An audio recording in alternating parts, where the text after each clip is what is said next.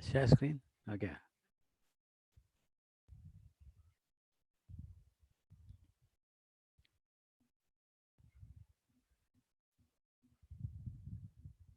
It says record. I mean, we can record here. Can we record? Oh.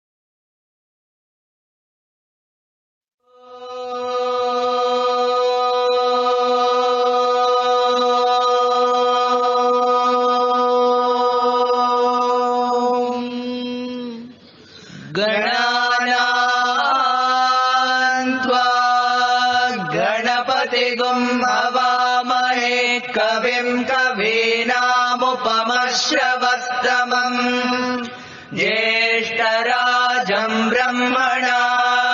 ब्रह्मणस्पत आनः शृण्वन्नोतिभिः सीदसादनम् प्रणो देवी सरस्वती वाजेभिर्वाजिनीवती दीनामवित्रयवतो गणेशाय नमः सरस्वत्यै नमः श्रीगुरुभ्यो नमः हरिः ओम्।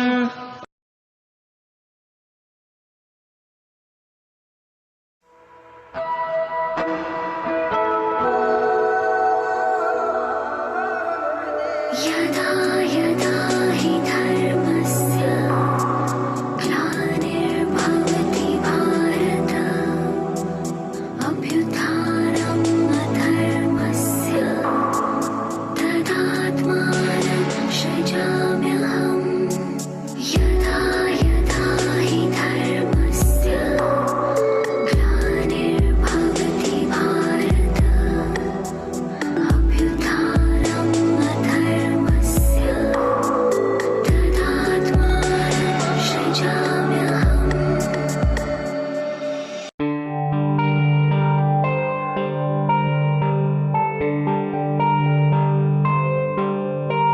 गोविन्द हरे गोपाल हरे गोविन्द हरे गोपाल हरे गोविन्द हरे गोपाल हरे गोविन्द हरे गोपाल हरे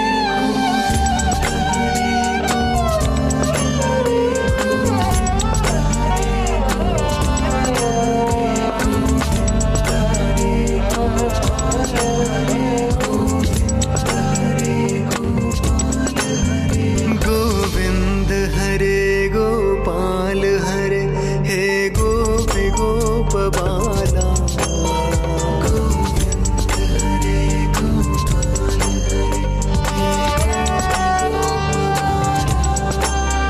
गोविन्द हरे गोपाल हरे हे गोपी गोपबाला गोविन्द हरे गोपाल हरे हे गोपी गोपबाला गोविन्द हरे गोपाल हरे हे मुरली गान लोला गोविन्द हरे गोपाल हरे हे मुरली गान लोला गोविन्द हरे गोपाल हरे हे मुरली गान लोला गोविन्द हरे गोपाल हरे हे मुरली गान लोला गोविन्द हरे गोपाल हरे हे राधा रमण लोला गोविन्द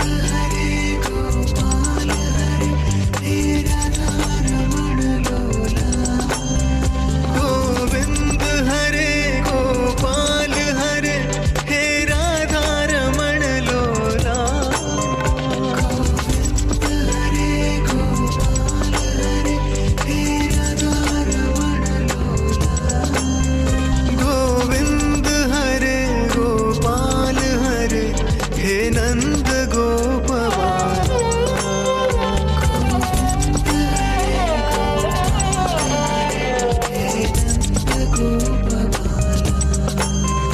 गोविन्द हरे गोपाल हरे हे नंद गोपबाला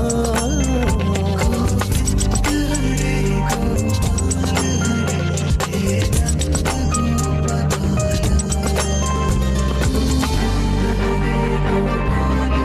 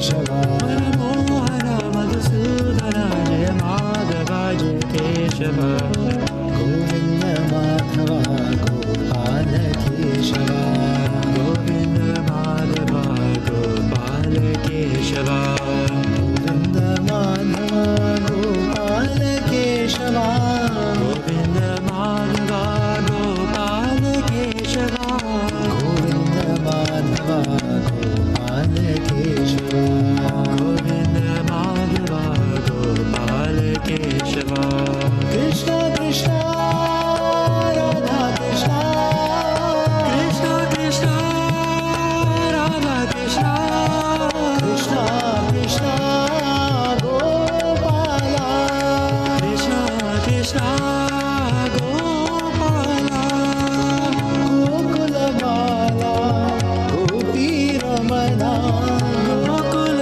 बाला गोपी रमणा मनमोहन मधुसूदन जय माधव जय केशवा मनमोहन मधुसूदन जय माधव जय केशवा मनमोहन मधुसूदन जय माधव जय केशवा मनमोहन मधुसूदन जय माधव जय केशवा गोविन्द माधव गोपाल केशवा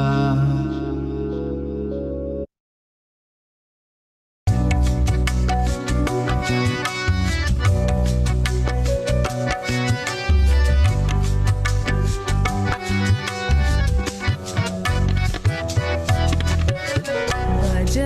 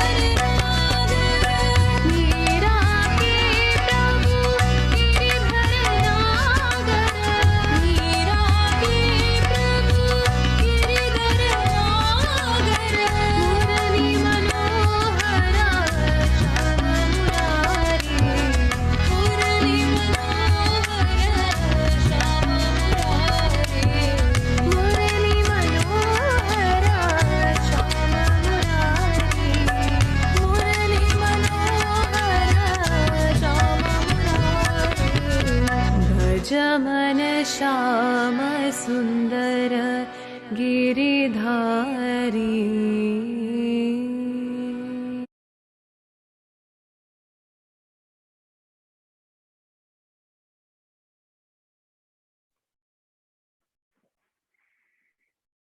Om Shri Sai Ram.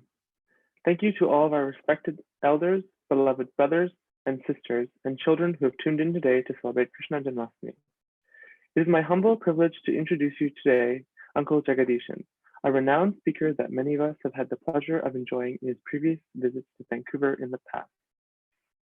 As an atonement to service, Uncle Jagadishan is the recipient of a multitude of awards and titles that have commemorated his virtuous service activities. In commemoration of his outstanding service, he received the title of Dato from the Sultan of the Malaysian state, equivalent to knighthood in the UK. In his professional life, Uncle Jaga worked for the Malaysian government services as the Deputy DG of the National Investment Promotion Agency until retiring from the agency in 1999.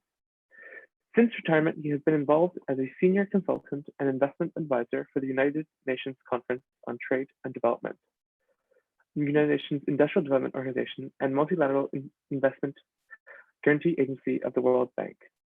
He has served as a senior economic advisor to the Japan International Cooperation Agency that focused on Asian and African economic and business linkages, focused specifically on Zambia.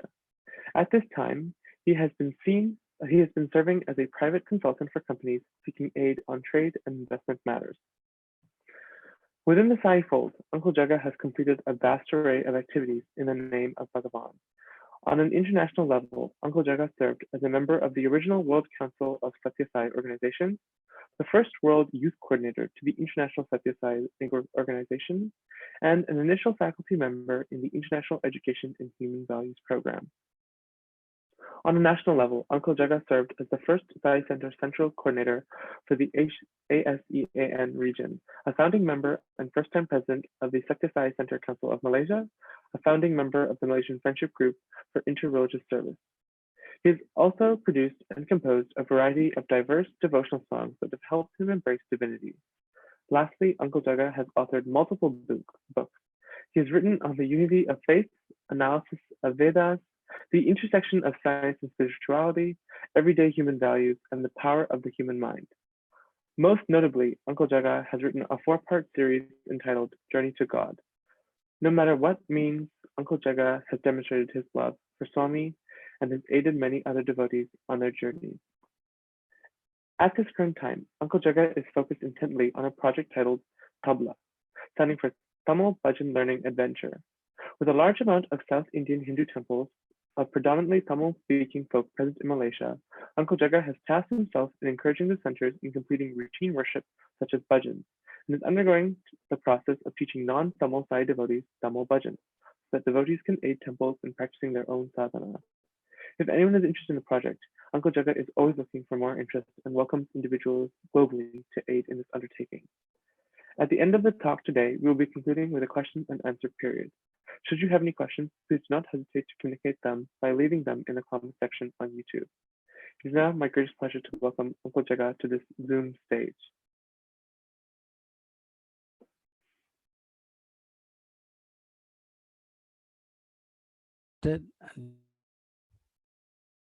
Okay, I am unmuted. I assume everyone can hear me now. Good show. All right. I see thumbs up coming up. Okay. There we are. Sairam, Sairam, Sairam. It's good morning here in Malaysia, and I think it's good evening for all of you in Canada. Firstly, I want to thank the organizers, the chairman of your centers, and everyone else who have humbled me greatly by asking me to participate in this Zoom session. I must also confess this is not the first Zoom session. I've had about 9 or 10 of the Zoom sessions from South America to Middle East to UK and what have you. This could be among my last Zoom sessions, okay? And I want to hear, while I thank all the technical support people who have been working last 3 days, to get this links properly done. I must extend my very, very humble thanks to my wife who's sitting beside me. Show your face. She doesn't want to show her face. And she is my tech support. And everything you see on the screen, all the images and words, is all her work. Okay. Only what is vocalized is mine. Okay. So that is just to make sure that we know who done all the work here. Okay. So I was asked to do a subject on Krishna, on Bhagavad Gita, but I thought that, well, many people have a lot of experts in Bhagavad Gita and they can give you a lot of information. I thought I will share with you today this subject I called Close Encounter of the Divine Kind. You have heard of the Close Encounters movie that came out, okay? The reason was because I find now we have more and more devotees, new devotees are joining the Sai organization. And there are also old devotees who've been there for some time but may not have had a chance to associate very closely with Swami and experience directly his miraculous powers. Okay. So I thought, so now I'm trying to focus on that kind of experience where people can see. The question is, does Swami really respond to our prayers? Does he respond? Or do we think he's responding and we just imagine he's responding? So I'm going to show you some fantastic things that happen in my own life and in the Malaysian Sai context about events that took place where mind-boggling things Swami has delivered in a very, very incredible manner. Okay, if this is done the movie, people won't believe it's all true. Okay, it's like fiction. So here we go. So before I start, like normally before all of you who know me, you know that before I start, I sing one song. Okay, So here today I'm going to sing the song. The song is taken from the Vedic text. Okay, since I'm not a Vedic scholar. Neither do I remember many Vedic words. So to remember this, like they did in the Gita and all this Upanishads, whatever I present myself. I remember this through poetic form. I sing the words rather than try to remember the prose. So this one here is Sarvam Kalvidam Brahma, which is one of the lines, in the Vedic scriptures. So, but I do it in a form so that I can hear you. I'm giving you now the Vedic words plus the English translations. Okay. So here it goes, and I've got a little instrument here. Hey, by the way, the bhajans I heard just now, was it some recorded by somebody recording it, or was it by all your Canadian people? Uncle, the last two bhajans were sung by the BC young adults, but it's just the Swami's video coming up. But actually it's sang by the young adults here. Very high quality, I must say. Okay, great, very good. Well, I hope I can match the quality. Okay, but I'm only having my little drum here. Sarvam Kalvidam Brahma Isavasyam Idam Sarvam Ishvara Sarvabhutanam Sarvabhuta Namaskaram Sarvam Kalvidam Brahma Isavasyam Idam Sarvam Ishvara Sarvabhutanam Sarvabhuta Namaskaram Sarvabhuta Namaskaram Kesava Pradigachadi Sarvabhuta Namaskaram Kesava Pradigachadi. Oh my Lord, you are everything. Oh my Lord, you are in all I see. The worship I offer to all I see. Kesavam Pradigachadi. The worship I offer to all I see. Reaches you, my Lord. Tattvam Sarvam Kalvidam Brahma. Isavasyam idam sarvam Ishvara sarva bhutanam sarva bhuta namaskaram. See, now I know all the Sanskrit words, okay, through the song. Okay, so that song's over. Swami gives us all something he called his visiting cards, and all of you know Swami's visiting card. So today I was going to talk more about the miracles of Sai miracles that happens not in his physical presence, okay, and things that we have challenges to face, some missions to fulfill, and then we pray to Swami, and some what we thought is not possible becomes possible. But today I thought I will bring this subject, introduce subject through you looking at some of the real miracles that also have the Vibhuti miracles. Many of you may have seen a lot of these things, but this may be some unusual Vibhuti miracles, okay? But you can see through these miracles, I'm going to show you that Swami has a good sense of humor, okay? Even when doing miracles. So Swami often says miracles are nidarshana, that is establishing divinity, okay? Therefore, establishing divinity. Nidarshana, so we get shocked. Wow, it's happening. Same to me, I was a total anti Sai Baba. I was a really real anti Sai Baba. I used to use every chance to condemn him, and then he stunned me with this nidarshana, with a stunning event that took place where Vibhuti materialized on a picture when I challenged him. Okay, and then but Baba said this not for pradarshana. That means not for exhibition. It is for establishing divinity, and I'm one of these people who got.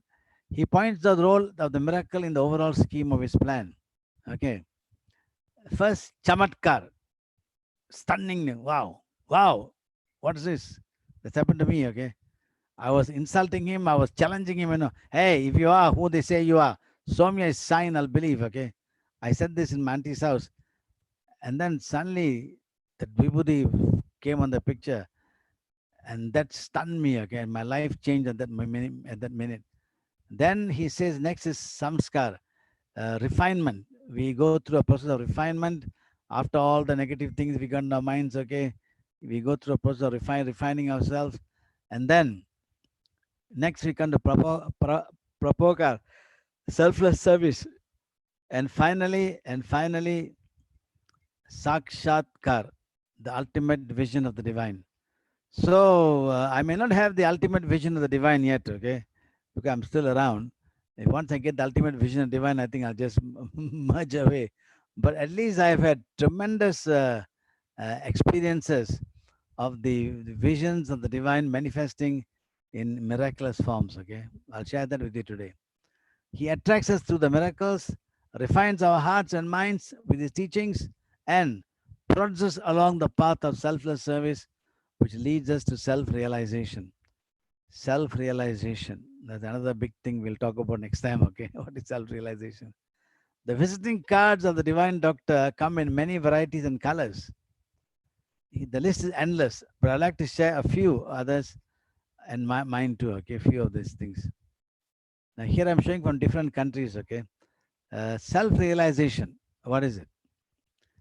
We are the divine Atma, the river and the wave. We are both the river and the wave, merging with the ocean, realizing Tattvam Asi, that I am, and Aham Brahmasmi, I am Brahman.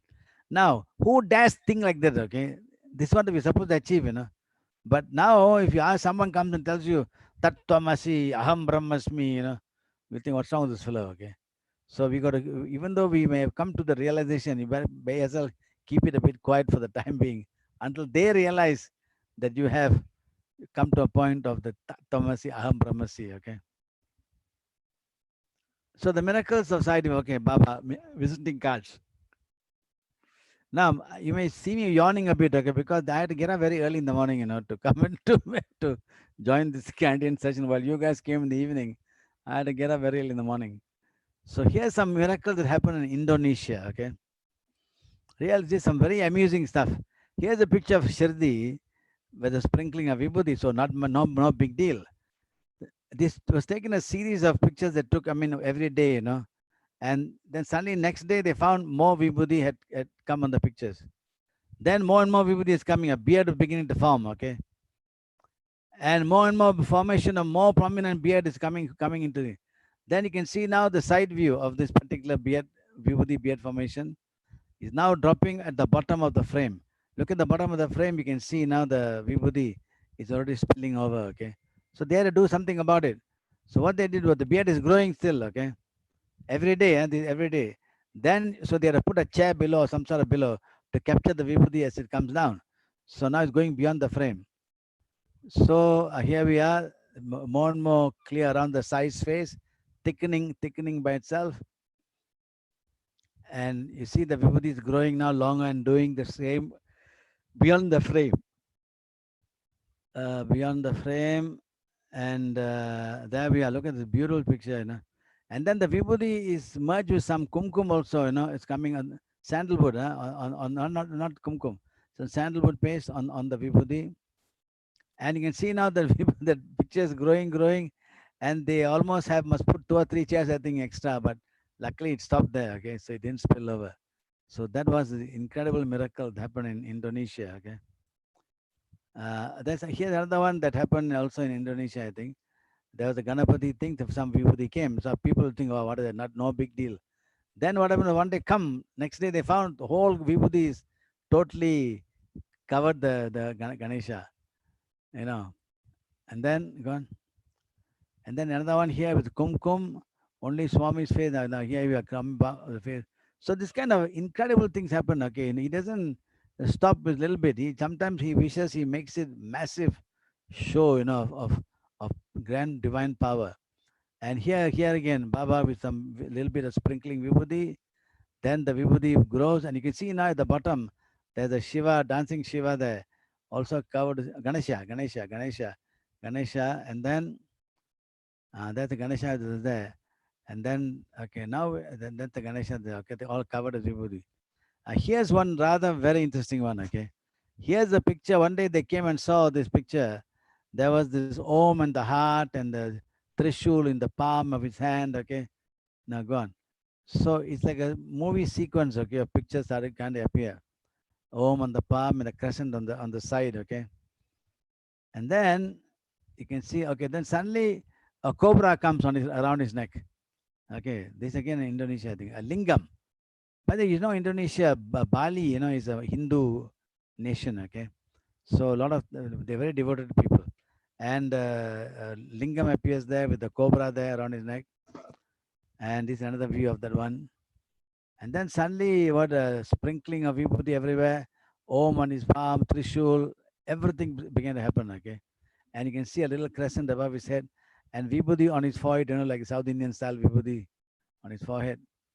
And then you can see the lingam again here. And look at now, a small like this beauty contest. We have this crown. What do you call this? Huh? Sriram, I think has come on top of his head. Okay. Really, really incredible thing. I just thought I'll show this to you because I have a lot of this stuff. Okay, but I'm sure you've seen many of the other things. So now, what does Swami say about his miracles apart from that they have my visiting cards? Then he said, when you speak about these miracles, I laugh within myself out of pity that you allow yourself to be so easily to lose the precious awareness of my reality. So I'm going to show you now from this Vibhuti manifestations, his reality appearing to us when we need his help. You ask me for 1,000 things of the world, but rarely do you ask for me. An interesting statement he made. Huh? Let me share with you the miracles of Sai devotion outside his physical presence. Okay, in front of Swami, many of us have been there. We have seen him, Metlathim Vibhuti, Kumkum, gifts, what have you. But if you are away, thousands of miles away, and then something you need something, you need to do something, you need to have a divine mission to fulfill. And you call out to him, does he respond? Now you're going to see that here are some amazing miracles of Swami. Okay. Hold on. By the way, as I go on here, I will, just as our Kishore did just now, I may also sip of some water. Okay. Hold on.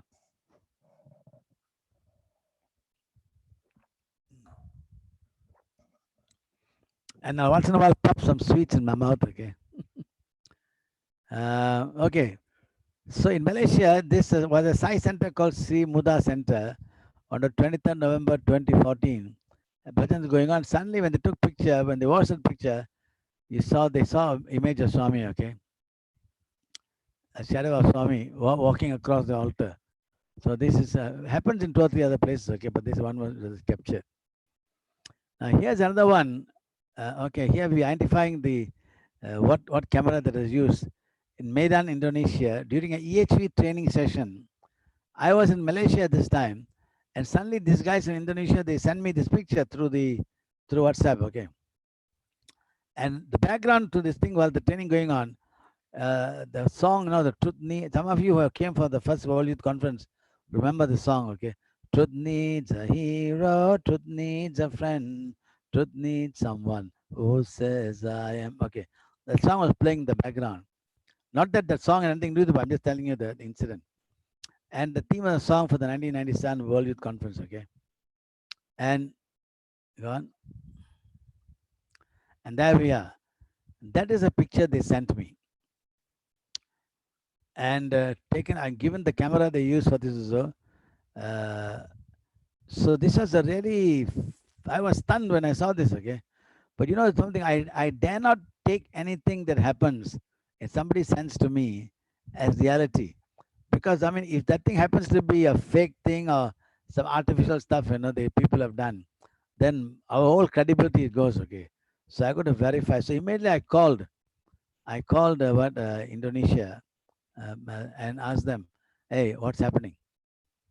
And then the chairman of the center who was there told me what happened. He said they had a special private photographer to take some good pictures of the whole program they were having. And suddenly he saw that man standing there on one side and hitting his camera and shaking his camera. So he's wondering what the fellow is doing. So he went up to him and said, what's wrong? He said, sir, see, something very funny happened to the camera. And the cameraman showed this particular thing. Then the people are stunned. Okay, image of Swami. They say devas are light beings of light. Okay, classic example of being of light. The Swami is showing himself as a being of light. Okay, so that is some of the pictures there. My own humble beginnings, also started with metallization vibhuti. Some of you may have read my book, Journey to God. Okay, where I was in my auntie's house and I was attacking Baba from 8 o'clock to 10:30. Which madman will attack anybody for 2.5 hours?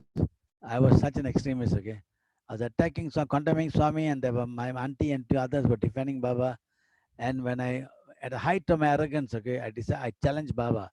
Hey, I didn't say Baba Bhagavan. I said, hey, if you are who they say you are, show me a sign, I'll believe. And Vibhuti came on the picture, and my life changed. Okay, then that evening, here's this incident or another incident that happened. This is a song that changed my life. Okay, in many ways. I went to India after that incident that happened in June 1976, I think. 76. I went to India first time. October. I went to India, and then for the first time I went to India.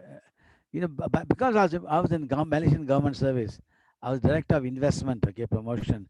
My job was to bring investments from overseas to Malaysia. So I've traveled all around the world. Okay, I've been to Japan 3 or 4 times, America 3 or 4 times, Europe, Germany, everywhere, but never to India. India was never our interest at those days because India had no technology to offer us. Okay, but I had to go. Then one day I told my chairman, we're going to Europe. He said, sir, can I drop into India to see this Sai Baba? He said, okay, Jaga, make sure you turn up in Paris. We're going to Paris for a conference. So I go to India. I sit in Whitefield. Long story, but cut it short. I'm sitting in Whitefield, and Swami first ignores me totally. Then he whispers to someone beside me, I'll see you in Puttapati. So I said, wow. So I asked the Sevadal, is Baba going to Puttapati? You know, sir, Baba says, love my uncertainty, you know. I said, brother, I'm sure he's going. He mentioned this to in front of me. So I better go. So I went back to the hotel. I packed my bag and I stayed, went to Puttapati. When I arrived in Puttapati, Baba was already there. Next morning, Baba comes to me and calls me. Come, he says. So walk into his room. Now, this first interview, both of us were standing the entire interview. Okay. Very interesting it was. And by that time, about 40 or 30 or 40 songs had come to me. And I'd written all the songs in a little booklet. Okay. And I gave the booklet to him. I said, Swami, thank you for the songs. Then he did something very incredible. He took the book and he put his left hand on my shoulder and said, hey, don't worry. You're my instrument, he said. Spread it, he said. So then I told him, Swami, in Malaysia, I'm singing in front of your picture. Can I sing one song right in front of you now? In the interview room, we're both alone and both of us know. Can I sing one right in front of you? No, not now. What you do in the you come in the afternoon, bring all the other Malaysians with you. Now I'd gone alone, because I didn't know any side devotee at the time. And so what I went alone and I told him, Swami, I don't know any other Malaysian. No, there are 32 Malaysians outside. Normally after that, every time I go, he'd come and ask me how many Malaysians. This time I didn't know any Malaysian. He told me that 32 Malaysians outside, bring them. So anyhow, how I found them all is a long story. Okay. And then in the evening, about 3 o'clock, 3:30 something, we all entered the room. And I'm sitting next to, I sat beside his chair and everybody was crowding around him. A lot of question answers were going on. And it is an incredible question. I mean, it's too long for me to tell you all the funny questions that were asked. Okay. Nonetheless, anyway. So, by the time I'd forgotten, I'd asked him that I want to sing a song to him. Okay. So then he turned to me, hey, now you sing, he said. So I sang this song. The song is in Tamil. For those of you who don't understand Tamil, it's okay. There's a place in heaven for those who don't know Tamil also. Okay, don't worry. So, but this the word. Here the meaning of the song is here. Watch the meaning because the meaning is significant for the song. Okay. The song goes like this. Okay. பகவான் உன்னை தேடுகின்றேன் இறைவா உன்னை வேண்டுகிறேன் வேண்டுகோள் ஒன்று ஏங்குகிறேன் உன் அருள் வேண்டும் நாடுகிறேன் பகவான் உன்னை தேடுகின்றேன் இறைவா உன்னை வேண்டுகிறேன் வேண்டுகோள் ஒன்று ஏங்குகிறேன் உன் அருள் வேண்டும் நாடுகிறேன் பகவான் பகவான் பகவான். Go back. Now, while I'm singing this song, no one can talk, So everybody is giving Baba pictures and books to sign. So Baba is busily looking here. I'm sitting here. He is turning and signing away things. Okay. So, and then as I'm singing, you feel I'm shocked, feeling a very thrill. So I started, my voice is getting louder and louder. Then Swami said, no, softly, outside will hear. He says, okay. Then, okay. Okay. So then the second verse, the second verse is very significant, okay? Sai Baba unnai ketkinren. Sai Baba, I'm asking you, kettadai neeyum kodupayo. Will you give me what I asked for? Un arul vendum yenguginren. I yearn for your grace. Iraiva ni ingu varuvayo. Iraiva ni ingu var. Okay, that's the verse. Okay, now watch now what happens. So as I'm singing the second verse, I'm sitting beside him and he's signing away.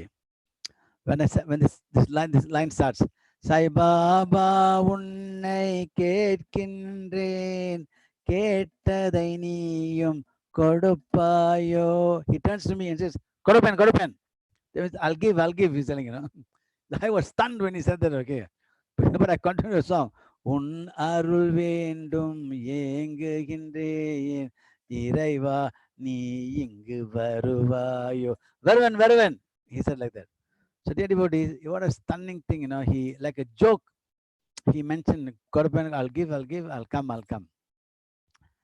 Dear devotees, however, God doesn't joke. Even when he tells a joke, he's not joking, okay? And this particular song has a tremendous impact, okay? Whenever I'm in need, when I sing a normal bhajan, nothing happens. When desperately I need some help from him to do something that I cannot handle myself, then he delivers the goods, okay? And here's a one interesting session. When I went back to Malaysia after that first visit to Puttaparthi, I dare not tell anybody. By the way, in that interview room, Baba told me also, Jagdish, when you go back to Malaysia, I want you to become president of the Sevadal. I was 32 years old at that time. Okay. I want you to be president. That time there was some one or two, not formal size groups got together, all elderly people controlling all the groups. Okay. So once a particular in Malaysia, those days, one harmonium player starts harmonium, they never till die till they die, they're playing the harmonium. No chance for any youngsters to play harmoniums, okay? And everything is controlled by all the elders. So here I am, Baba telling me, Jagdish, when you go back to Malaysia, I want you to be president of the Sevadal. Now, dear devotees, the South Indian language, I don't know what is Sevadal. Okay. So I was wondering, but he was the president. So I thought he's asking me the president of the organization. Okay. So I said, Swami, I'm very young, Swami. Please ask somebody older to be the president.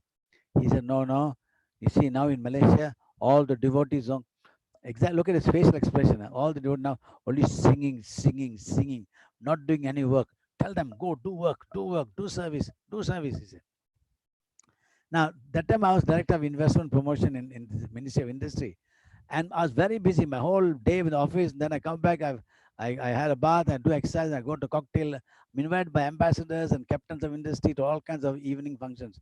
No time for anything. So I said, Swami, but I got no time, Swami. I said, why? I got so many entertainment things to do. Then he just ignored it. When I said that, he just ignored me, continued signing. Then he said, sing. Then I sang this song, okay? That Bhagwan Ithadin.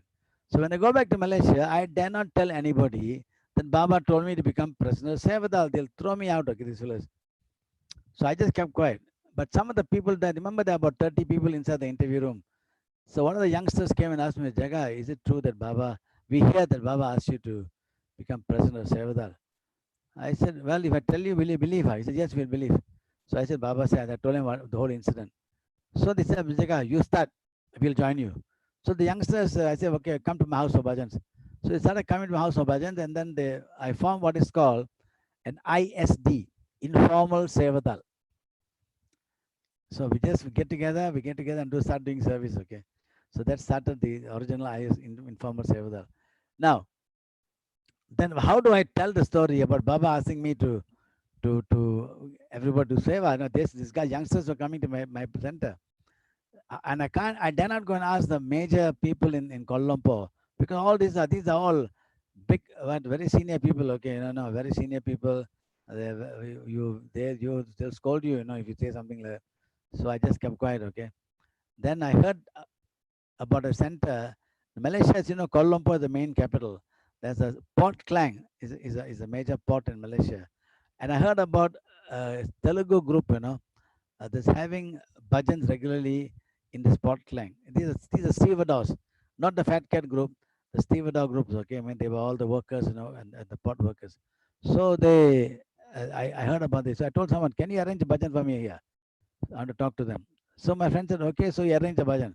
So now I go I go to this center in Klang, and I walk in, and all these guys are waiting. All these guys are waiting outside for me. Big group waiting outside. And here I'm thinking I'm the prodigal son coming, and everybody's going to welcome me with loving arms. Okay. The chairman of the group comes to me. At the moment I get down, what are you going to talk? What are you going to say? He very offensively asked me, what are you going to say? I got a shock of my life. Okay. I say, hey, Swami, this looks like a very hostile group, I better not start anything here. So I said, brother, can we have bhajan first? They said, okay, come down. So all went inside. Then he looks at, turns to me, sit down. He said, tuck, sit down. Tuck, I sat down. Now they all start singing bhajan. And no one asking me to sing, because they don't know whether I can sing or not. So I patted the guy on the shoulder. I said, sir, can I sing one song? Wait. Yes, okay, I waited. Then he said, now you sing. So I sang this song, the one I sang to Baba, Bhagwan Tedikindre, that song I sang. This time I'm not singing just for singing, I'm pleading with Baba, Sai Baba on my Kindre, and Baba, I'm asking you, will you give me what I asked for? I yearn for your grace, come to me. Unnarul vendum yengiன்றேன் இறைவா நீ இங்கு வருவாயோ, come to me, இறைவா நீ இங்கு வருவாயோ. I'm crying to him, please Swami, get me out of this mess. In my mind I'm saying that, but I'm singing the song. Then the moment the song finished, they all got up. Subramanyam, Shanmugana. Those days, Subramanyam is only Murugan song that they knew, okay? So Subramanyam, so they all started singing Subramanyam. Then when the song finished, suddenly the chairman of the group, he turned to me with the Arati tray. Brother, can you do Arati? I was stunned. This guy was so rude to me. Now he's very humbly asking me to do Arati. So I thought, oh, why is this asking me to do? So I'm doing Arati and I'm thinking to myself, maybe the song was nice, they liked the song, I think. I think so they're asking me to do Arati. So when the thing's over, they said, okay, we have some prasadam first. We have prepared a lot of food, Then you can talk later. So I went and took the food, and I called the chairman. Sir, can I ask you something? He said, yes, sir. Yes, sir. What it is? Very humble. I said, sir, when I first came, all of you very bit rude to me and very, very hostile to me, I said. Now suddenly you changed. What happened? Sir, didn't you see what happened? He asked me. I said, no, what happened? When you were singing, he said the last 3 lines, Iraiva ningu varuvayo, come to me. There was a garland around the picture, like this garland, big garland. In fact, that garland was a bigger garland. The picture was a bigger Baba standing picture. As she sang, the garland didn't slip from the picture. As though the bottom of the garland, as though somebody held 2 edges, and tore the garland, as though somebody held the 2 edges and tore the garland apart, and all the flowers fell to the floor. Wow, that I thought, my God, Swami, you delivered. Huh? So everybody, that was the great miracle that happened. After this incident, the entire group would listen to whatever I have to say. Okay, so they felt that Swami has with me, So that's how it started in the entire Malaysia. And you won't believe, the funny thing is how Swami planned this. This particular poor stevedores, pot workers, they asked us, they wanted to build a small Sai Mandir, So I said, okay, I'll help you all. So I got the people in Kuala Lumpur to donate, wood and all the other material they need to build a little center. They were very skilled workers themselves. So they needed the material. We gave them all the wood, the roofing, everything. And they built. Now, do you know the name of this place where we built this? We call the first place of Baba in Puttaparthi in Malaysia, Prema Nilayam. The first. Now there are many solid buildings, okay, including my own Bangsa Center. But that is the first wooden building built for Swami, Prema Nilayam, in a village called, hold your hat on this one, Kampong Miskin. Kampong means village, Miskin means poor. So the first permanent Sai center in Malaysia was in Kampong Miskin, a poor village. So that's a story of how this first thing started, okay. And then, as time went on,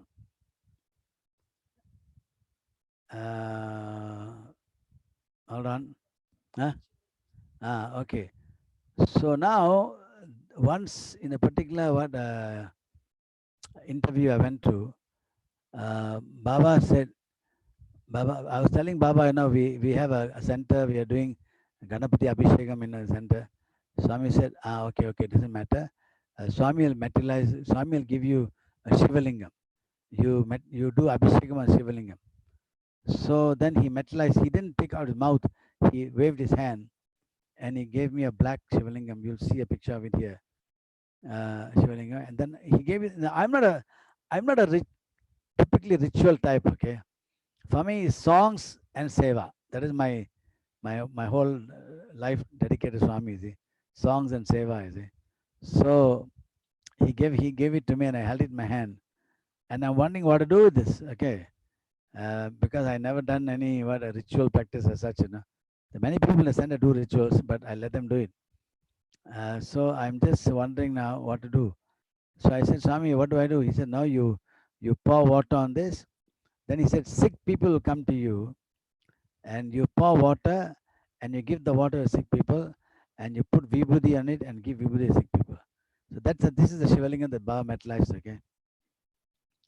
So I came back to Malaysia and I started, I told the devotees this is what happening, Baba.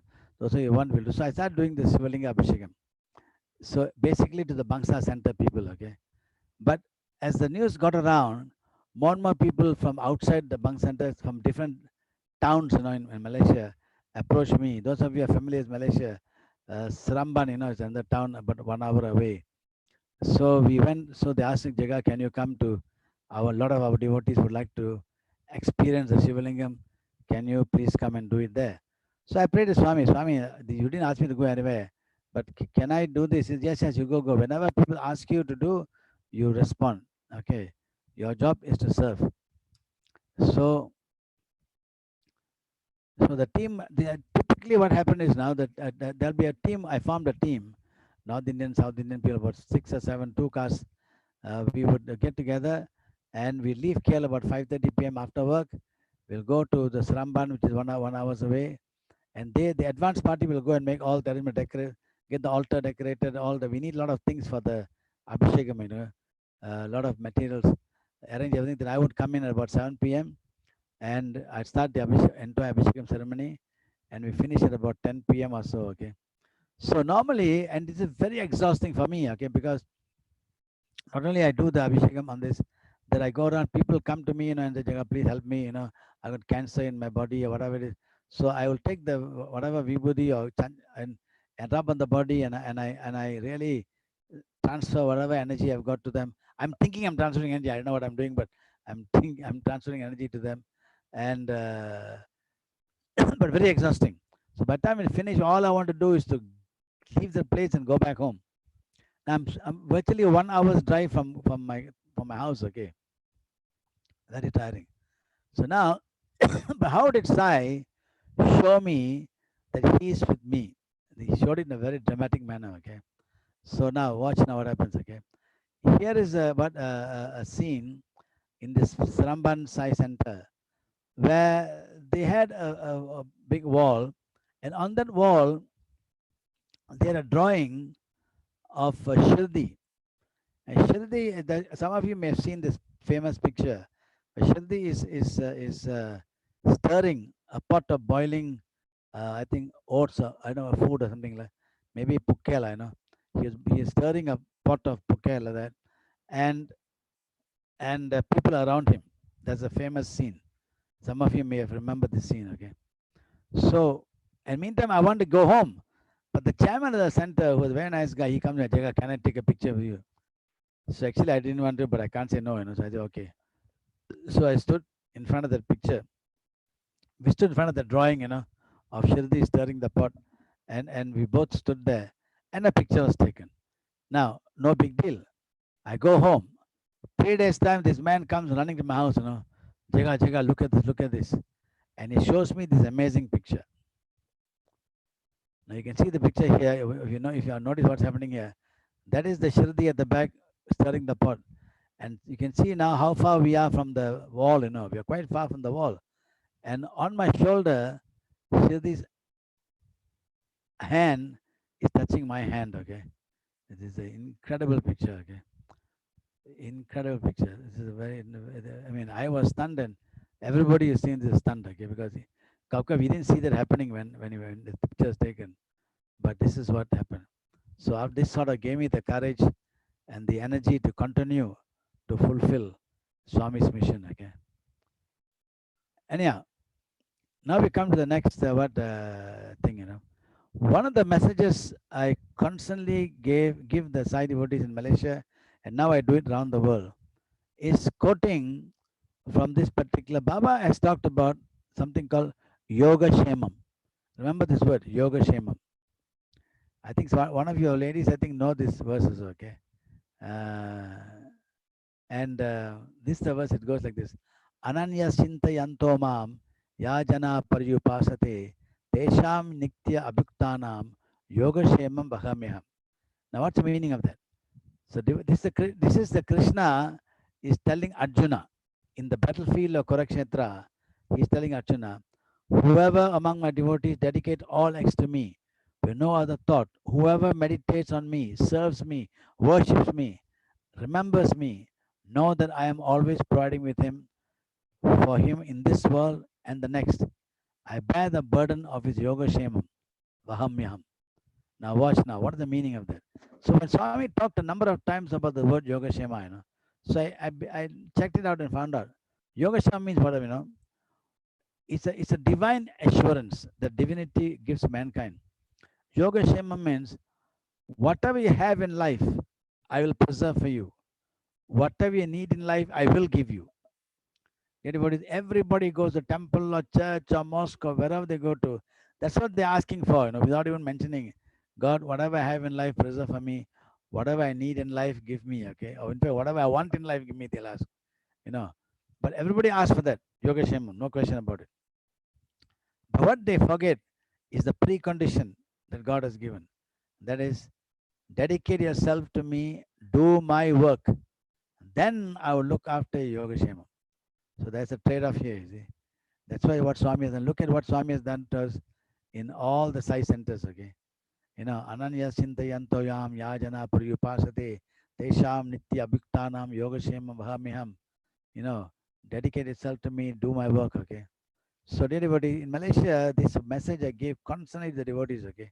Dear devotees, some of you go to work, you're asking yourself now, if I do all the Sai work, who's going to look after my office work? Who's going to look after my family work? Don't worry, Swami will look after, okay? That's what he's telling. He's saying, I will look after you. You do my work. So, people began to go around plunging into. Of course, I had to be an example of what I'm asking them to do. So I would lead a lot of initially all the massive seva projects. Slowly. One day Swami told me, Jagadish, one day you won't believe in the interview. I went with my late wife to the interview. Baba said, hey, Jagadish, you're going out of the house too often. You nowadays let others do the work. He's telling me, let others do the work. You stay at home and you do the abhishekam from the people who come. So this is I began now a lot of others go and do all the work, okay? I just stand there and give my blessing and encouragement. Now, the question is, does Swami answer personal prayers? Okay, for example now, Swami does some extraordinary things, okay? 2 examples. At that time, I was so busy going around doing seva every evening. I didn't have time. That time I was married with 2 children. The third one was to come later. I needed to buy a house, okay, for my, the South Indian people, the Sri Lankan fellows, they but get dowry for the children, all kinds of things. So my uncle used to tell me, Jaga, have you bought a house for your daughter? I said, well, Swami, I'll find it. They kept bugging me. So I decided to go. So every evening I started going out, looking for houses. But going out looking for houses took away my time from the seva I wanted to do. So finally I got fed up, So I told my wife, listen, if Baba wants to give me a house, let him give me a house, okay? Okay, I'm not going to go around wasting my time looking for homes. Let him do it. So this is what I told her. But 1 or 2 weeks later, I get a letter from a company. The company says, dear Mr. Jagdishan, further to the house you have booked, okay? You must come and pay confirm your booking and pay the deposit. If not, the house will be given away to someone else. So I said, my God, look at this guy, cheaters, because I never booked any house. I didn't know what they're talking about. So that time, don't forget, I was in the Ministry of Industry, okay? So I thought, let me go and see this first and maybe report them to the government, okay, trying to cheat people. So I never booked for that. I didn't know where this place was. So I decided to go to the place. I go to the office. I thought it would be some small room somewhere, full of writing and sending all the letters out. I go and see a huge office, with all the models of houses everywhere. I say, wow, this looks like can't be a fly-by-night guys, okay? So let me go. So I went to the desk of the lady who was in charge. I asked her, why did you send me the letter? So Mr. You must have applied for the house. I said, I didn't apply. I didn't know you existed. No, sir, you must have applied. Oh. I said, no, I did not apply. Show me where's my form. So they went through all the files. My name was not there. Then she said, oh, perhaps one of our directors would have given your name. I said, okay, what are the list of your directors? So I looked at the list of directors. Only one guy I knew, the architect. So I called him, hey, my guy, are you involved in this housing project? Yeah, you own a house here. I said, no, I already got a house apparently. But okay, let me check and see. Ask the girl, where's the house? Then she took a plan, showed me. You won't believe it. The house in that area, all bungalow houses, bungalow houses. House number 9. Wow, my hair stood, okay. Hey, Baba is telling me I said, okay, where's the, let me sign up. So I signed up and booked that house, okay. Next day I go back to the center, I told people, hey, I think a lot of houses available there, those who are interested, go and buy. Like 2 or 3 of them went to the place. They came back near Jaga, but all booked long. They said no more house available, all taken up a few months ago already. I said, hey, I went there, they came and offered me house without me asking for it. So this is how Swami looked after my personal. You dedicate yourself, Yoga Shema, dedicated to do my work. Now another incident happened, okay. These are some personal incidents. Something you want something for center at the time. We were going around temple after temple after temple. Those days, we don't have mic systems. We had this national Panasonic had a mobile sort of box, where you take it down and you can use it as amplifier. So my wife said, "Hey, why don't you?" People we used to use our FM radio as amplifier. So people, of course, every time take my radio and damaged it. So I decided to buy one of these. So at the same now, watch now. What is the miracle devotees? A miracle is when 2 or 3 events totally unrelated to each other come together and merge in one totally different thing. That's a miracle. So here's now what happened. I'm now what in my house, and I know this. I happen to know the managing director of Matsushita, the company that makes all these products, because I was in the industry. But I never ask them for any favors, okay, because I'm very strict about what I do my work, okay. So, but I do them, I'll help them in every way possible because I need to get the investments into Malaysia. So I used to help them to make sure the projects are successful. So they're very appreciative. But no one talks about my personal life, okay. That Baba's thing is different. So what happened is one day I was talking to these guys, and one day when I'm at home, and one Chinese lady comes to my house, and she comes and cries, "Oh, yo, Mr. Jaga, please, you must help me." I said, "What?" Now this lady says, she tells me her story. She is working in a hotel as a masseur, the massaging person. Then she, I just become Baba devotee. I am a masseur. I don't know whether Baba will be happy that I continue to do this kind of work. Maybe I should stop. But if I stop working, how am I going to get money to look after my family? So I said, "Why? What kind of question to ask me?" Okay, masseur is asking me what you should do. So I said, "My very simple, ma." I said, "Don't worry about that. Doctors in hospitals also look after the human body. You know, uh, they look after muscles and all kind of things there. So not to worry. As long as when you do something, you can do anything you want with your thing. Don't do anything that you're ashamed to tell your children, or don't do anything you're ashamed to tell someone you love, okay, and respect. So then it's okay." Wow, she's very happy, "Oh, thank you, my brother, you sorted my problem out." Then she goes off. Now, so once is Matsushita fillers, I know. Second, this lady comes to my house with this problem, and I apparently help to solve that problem. A few days later, this guy, the managing director of Matsushita, calls me. "Jaga-san," I say, this lady, I went to the Hilton Hotel, and this lady told me about you. So this lady was massaging my friend. He had some guests from Tokyo. They're doing some massage for them. And she was wearing a pendant with Baba's picture on it. So she looked at him and said, so he looked at the picture, "Hey, this picture, you know this man?" He asked, pointing Baba. And she said, "Yes, yes." Then she talked, "Oh, this picture, Jagadish." Then she mentioned Jagadishan. "Oh, Jagadishan is a very helpful fellow. He's helping so many people." She went to a big briefing about me. So now he's calling me and said, "Jaga, I didn't realize you're doing all this good work, okay? Hey, tell me, what can I give you as a gift?" I said, "Hey, I don't need any gift from you, lah."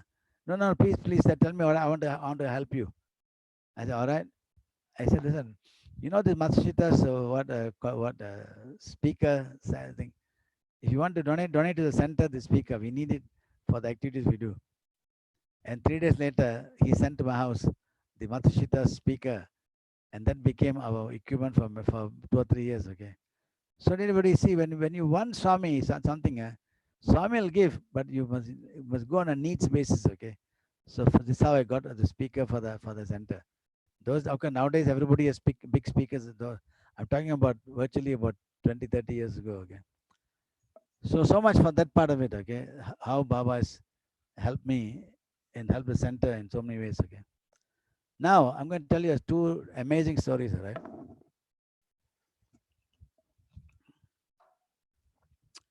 In 1991, I was requested by the Commonwealth Secretary at London. Actually, I'm going to ask my government to send someone to Zimbabwe to set up an investment center. By that time, MIDA, my own agency called the Malaysian Industrial Development Authority, was become quite a world famous agency. Okay, because we were doing, we were very successful in encouraging investments. So people wanted to see what is the Malaysian model. So they asked me to go to Zimbabwe.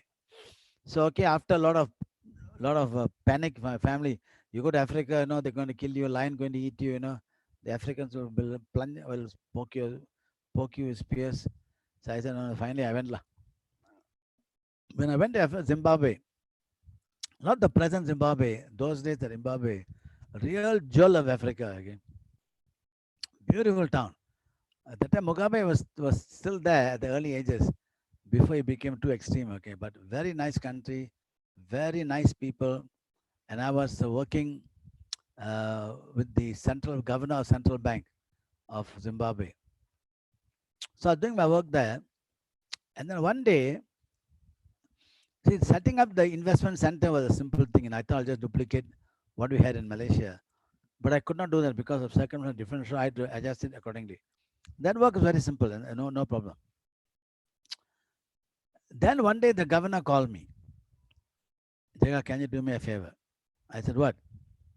So when I was in Harare, you know, the capital of Zimbabwe was Harare, I plunged into activities, you know. I organized bhajans and medical camps. I organized Hinduism sessions, you know. Oh, I was very busy in the evenings. And initially when I started, by the center was only 4 people, 4 elderly people sitting in a garage and singing a very boring, no drum, nothing, you know. They came, how can anybody come here and why should they come here and bore themselves to death? So I took a bucket around and used the bucket to beat the music, and I started singing bhajans. So the news got around, Iswara Jagdishan is coming and singing bhajans. So the crowd began to increase day by day. So very soon the crowd became full. Okay, so that was very nice experience there. Anyhow, so one day the governor comes to me and says, Jaga, I need your help. I thought, you know, we're having a massive foreign exchange problem. You see, what happens is now, as I mentioned to you, okay, no Africans initially were part of the Zimbabwean Sai Center. Okay, all Indian people of Indian origin and 1 or 2 white people. So when they asked me to do something, the central bank story, the governor said, Jaga, we're having a very big problem with the foreign exchange problems. I said, what's the problem? You see, because of the, you know, those of you who know Zimbabwean history, the previous president was Ian Smith. Okay, this guy was a very, very powerful dictator controlling Zimbabwe. So many governments of the world began to put sanctions in Zimbabwe. So and this guy Zimbabwe has caught a sanction. So they put, I mean, they couldn't take money out of Zimbabwe or bring money in very easily. Okay, so the government of Zimbabwe, instead of banning the money going out, began to create a lot of technical problems. Okay, if you want the money for trading, you must apply here, must go there, go here. They made it very complicated, so it's very difficult. Unless you know the governor, somebody personally, you can't get the money out easily. So the whole system was caught in a trap that no one could get money out. So after they became independent, Mugabe was the president. They didn't know how to unravel the whole thing because the whole country was like a pressure cooker, All the money was tapped under pressure cooker situation. So they had some World Bank experts that come to them and advise them. But the government realized if I release the steam, so to speak, from the pressure cooker, not only the money will go out to all the vegetables, everything will go out. Okay, so they dare not give freedom because everything will disappear. Then the country will go bankrupt. So now the governor is asking me, Jega, can you look at our foreign exchange problem and give me advice what we should do? Now, of course, by the time I developed they developed some confidence in me. For him to ask me, I said, listen, sir, I'm not a foreign exchange man. I'm not a central banker. I'm a development economist. This is not my field. So if you want, I'll write to Malaysia and get them to send some central bank people, and they'll advise you how to get over this problem. He said, no, Mr. Jaga, I have confidence in you. Give some recommendations. Here's where yoga shamas took effect. That evening, I went back to by the way, they treated me very well in Zimbabwe. I had a car to myself, with the driver, with a big house, with a swimming pool. I was a super VIP kind of a expat kind of situation. And they had a cook. I had a cook. I had a maid. I had all kinds of things. So I went back to the house that day, and I had a room with Baba's picture there, a small altar. That evening, I sat in front of the altar, and I closed my eyes and said, Swami, please help me, Swami. What do I do? How do I unravel? Where do I start to overcome this problem of this foreign? I didn't know anything about the foreign exchange problem they had. All I know, it is being stuck. Why it is stuck, how it is stuck, I had no clue at all. So, Swami, what should I do, Swami? Swami, where should I start? My question to him was, Swami, where should I start this process to unravel this knot? So I'm meditating. Anybody suddenly, hold your breath on this. Suddenly a scream. I used to meditate a lot. Okay. Suddenly a screen comes in front of my mind's eye, a white screen, and words began to start coming on the screen. Initially, the words were just rambling words. Okay, words. Then suddenly the words began to form sentences, and I'm sitting down there and I'm reading the sentence after sentence after sentence. Devotees, the entire solution to the Zimbabwean financial crisis was given to me in that particular TV screen in front of my eyes. I think more than half an hour I sat there, reading what was being put in front of me. When I finished, I got up. My God, that's the solution. Those days, no laptops, all no. So I had to write all the 1991. Okay, so I had to write all the whatever came to my mind. In the meditation, I wrote everything down. Next morning, I went and gave it to a typist. Can you type this out? She typed it and gave it to me that evening. Then I went to polish it up. And next day, I gave it to the governor. 4 days after he gave me the assignment. He said, "You finished?" I said, "Yeah." "How can you finish so fast?" he asked me. I said, "Sir, I told you I am not a central banker. I'm a development economist. You see, if you think you like it, not, we'll call from Malaysia, foreign exchange experts." So the governor then calls a meeting of all his staff. At that time in Zimbabwe, the central bank had both white men and African people, okay, as senior officers. So they all sat around the table, and this governor comes to the table he made copies of my documents, what I given him, said, "Mr. Jaga has given us his ideas about how to solve our Zimbabwe foreign exchange problem. I think it's absurd." His exact words, "I think it's absurd, but let's examine it and see what happens." So, devotees, we started the discussion. At first, devotees, when they'll ask a question, before I could answer, another fellow shoot another question. Before I answer, another fellow shoot. It was a mess. I said, stop. Governor, listen. You guys are central bank experts. I'm just a dumb civil servant. So don't bully me. Bring me a whiteboard. So they brought a whiteboard. And I said, "Okay, what's your question, sir?" I wrote every question they asked, I wrote down. "Finished? That's it? Good. Now I'll answer." I had no other knowledge to answer, only whatever that is given to me in that meditation, I could only use that information. Using that information, I answered every question. 3 weeks of discussion we had. Finally, the governor said, Hey, Mr. Jaga has answered all the questions. I think we can accept this paper. So the paper was accepted without any change, And they sent it to Minister of Finance. Minister of Finance approved it, and it became Zimbabwean government policy. Devotees, I became instantly like a superhero, Every banking group, chambers of commerce wanted me to speak, How did you unravel this mess? So, devotees, this is Yoga Shema. Dedicate yourself to me, do my work. I will look after your Yoga Shema. That's why nowadays I tell the youth, those who are now busy with a professional career, don't worry about that. Okay, you do Swami, you do your own work also. You must be pretty expert in your own work also. You can't be a dumb fool there, and then make it. But you must do your work properly. At the same time, dedicate yourself to Swami, and He will then remove obstacles in your life. And this is one example how totally out of the blue, the entire complex. They already told me, Governor, so many central bank, World Bank experts have come, and we never accepted any of the recommendations. What you have given is the most logical thing, Mr. Jaga. Thank you very much.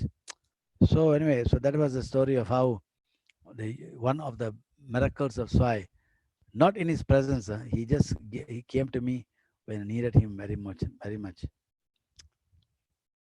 So now I moved to another one, North Korea. 1997, some of you may remember the North Korean incident. It came out in the papers, okay? That time, North Korea, not the present Mr. Kim. Mr. Kim's father, the old man, he was like for Mr. Kim's father, the old guy, or his father, his grandfather, was like a avatar, for the North Koreans. You know why? Because during the Korean War, MacArthur, those of you may know MacArthur, he went and bombed Pyongyang, the capital city of North Korea. And he told them, I will send you all back to the Stone Ages. He bombed the city flat. The people were really crying and running around, and they didn't know what to do. This Kim fellow came and took power as a president.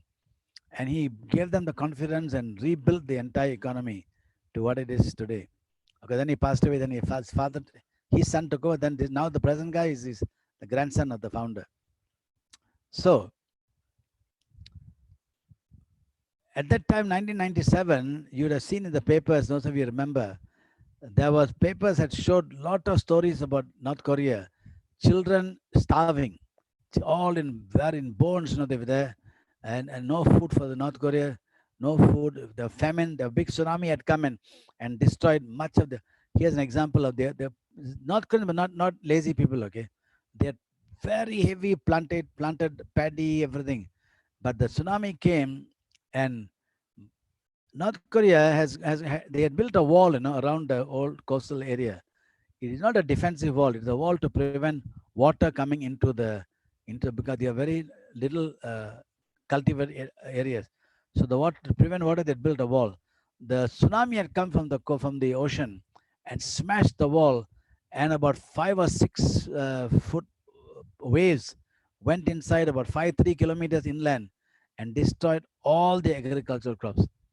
So because they were sanctioned by the other countries, no one wanted to go and help them. And America was sanctioning them. Malaysia somehow had a good relationship with North Korea. We had an embassy, North Korean embassy there, and Singapore also had North Korean embassy. We had nothing to know what objection, no fighting with North Korea. The world saw the image of starving North Korean children, okay, and North Korea under sanction. So no help from rich nations. So then my Singapore friends, who are there, they called me and said, Jaga, you want to help North Korea? I said, yeah, sure, let's do that. Because the children are starving, can we give some food or whatever it is? So okay, I said, let's do that.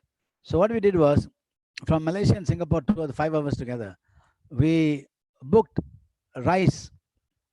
We ordered through the trading system. We ordered rice from Manchuria. Manchuria is in China side.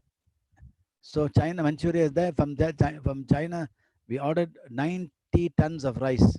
90 tons of rice from 90 tons of rice of relief from Manchuria, and we shipped it by railway into Pyongyang. And we timed our visit, so all of us booked our tickets. We paid for ourselves, by the way. We didn't use any money from the thing. We booked our 5 tickets. went from here to Beijing and Beijing into North Korea. And of course, everybody wanted to know, Jaga, be careful, you're North Korea, I don't know what's going to. So the first time in my life, I wrote my will. I wrote my will and gave it to someone and said, Jaga, if you're so scared, why should you? You so I said, no, if you're scared of doing seva, then no seva will be done. Let's see. But I must not be too stupid. Life. If anything happens to me, at least my children and family must be protected. So we all went. Of course, nothing happened to us. Okay, since we're here. So we went to North Korea and we met the people there.